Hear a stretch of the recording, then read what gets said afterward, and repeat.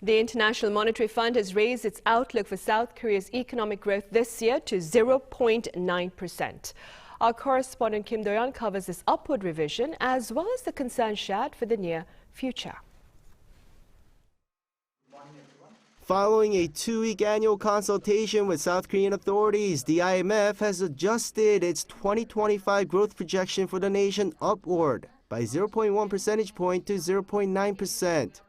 It attributed the revision to the positive impact of a second supplementary budget, which included giving out spending coupons to all citizens.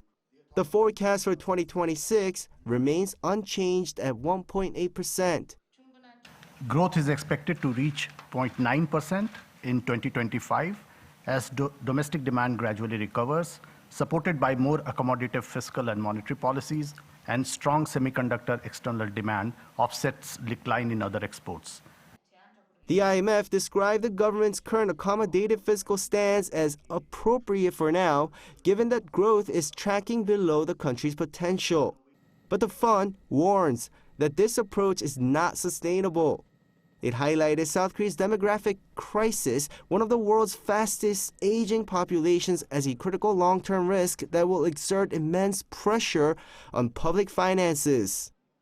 But as you know, with rapid aging in Korea, the spending pressures in the medium to long term are going to rise, which could make debt levels go up substantially over the medium and the near term. To create fiscal space for future spending, the IMF stressed that reforms to the pension system, mobilizing more revenue, and enhancing spending efficiency are essential. The fund also advised adopting a credible medium-term fiscal anchor to ensure long-term debt sustainability. However, the report cautions that the entire outlook is tilted to the downside.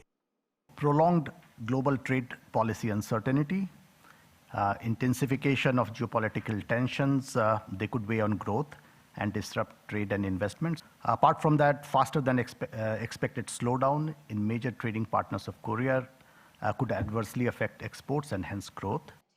The IMF added that revitalizing domestic demand and diversifying Korea's export structure will be essential for more resilient growth.